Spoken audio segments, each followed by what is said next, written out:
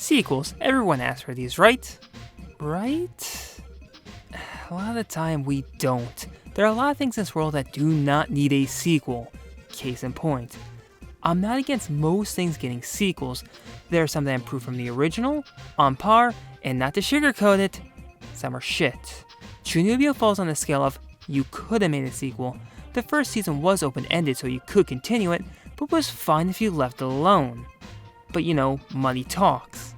I want to break down my feelings for both the first and second season to explain why the first season worked so well, and the other one just didn't.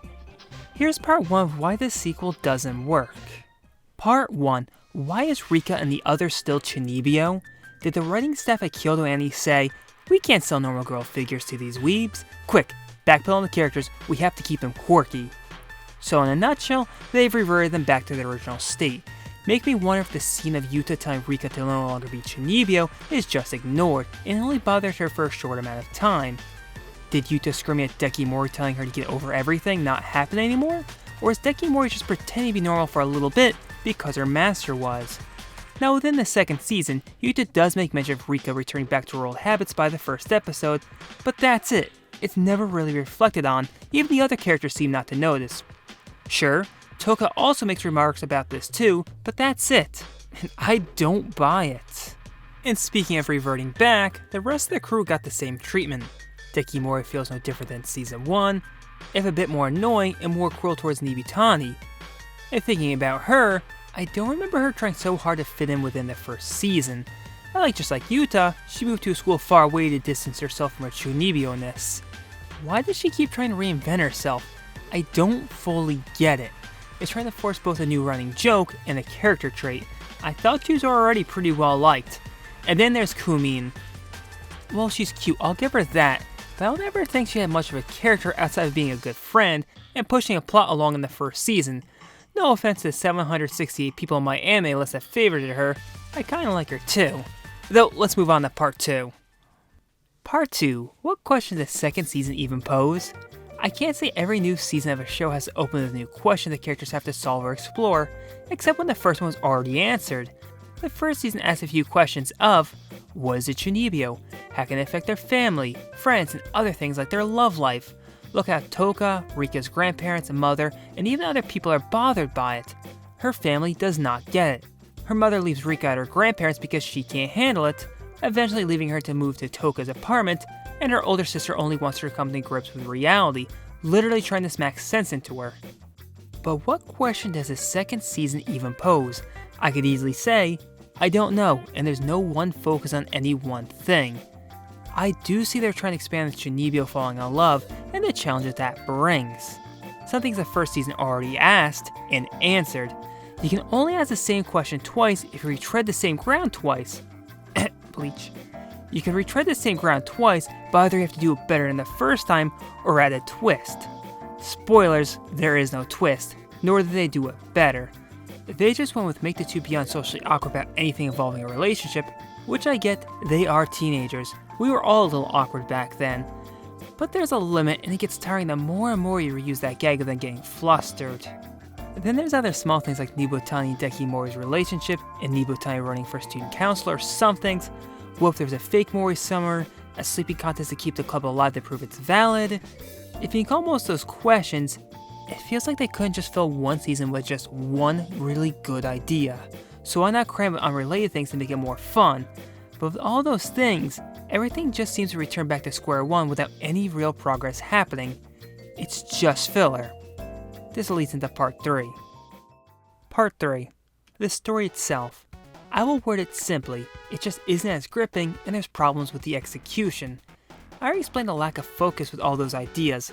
Look, I love me some drama, but season 2 is full of melodrama.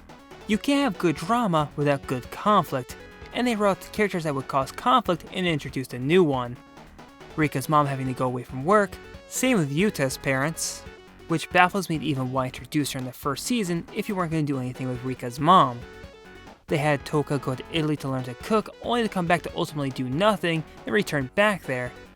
Rika's grandparents being irresponsible not paying the rent on the apartment, leaving Rika basically homeless. And to me, that's just stupid and it's never really brought up again. It's cute that Yuta and Rika live together, but it really does amount to nothing. I guess that's what I think of this season overall. It amounted to basically nothing. Like I said earlier, it's filler. With only a slight progression to Rika's and Yuta's relationship. Speaking of relationships, Chunibyou. They introduced her to create this conflict, a love triangle. Her being a Chunibyou would challenge Rika's relationship. Or at least I think that's what they were going for. Remember I brought up the melodrama earlier?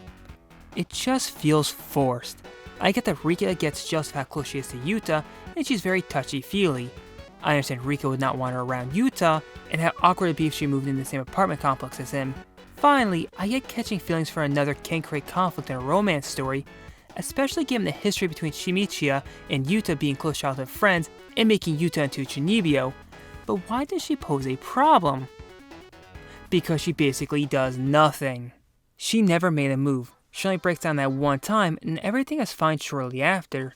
I feel it was drama for drama's sake. There were no stakes. Never thought Yuta was going to break up with Rika for her.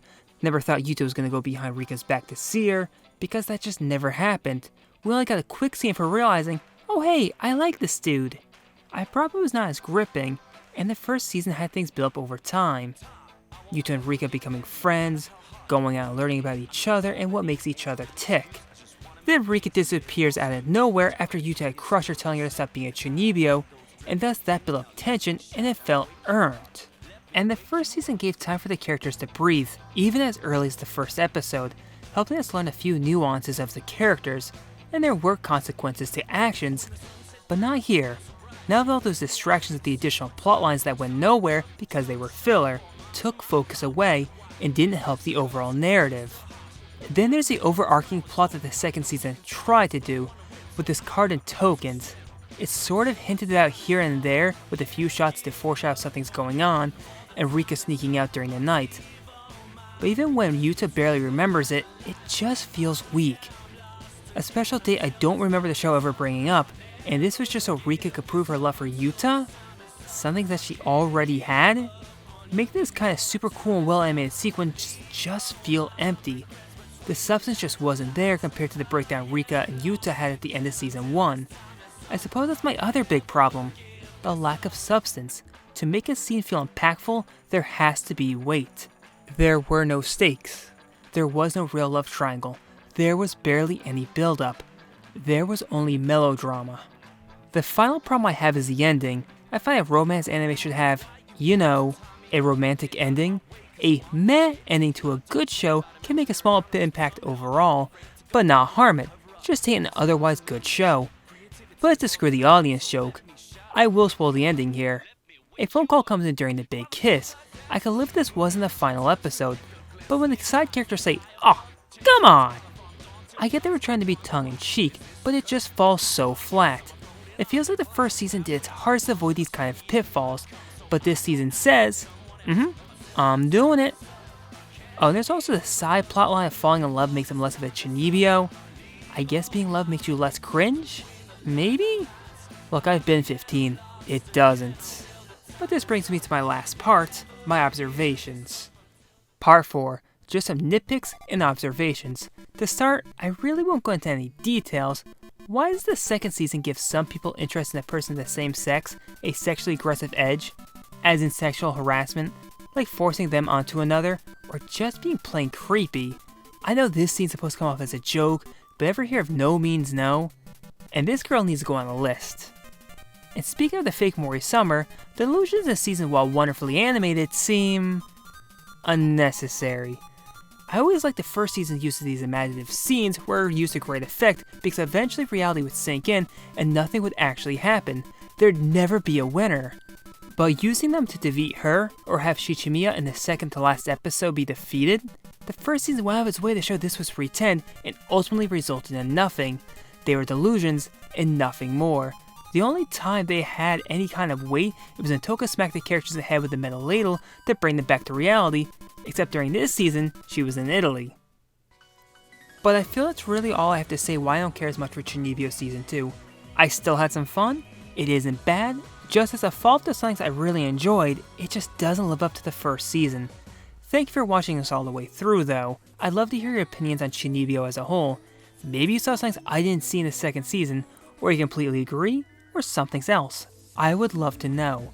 For anyone interested, feel free to hit me up on Twitter, where I sometimes post art, or catch me on Twitch, where I usually stream every single day. But until next time, everyone, you take care, stay safe, and I'll probably see you in a future video.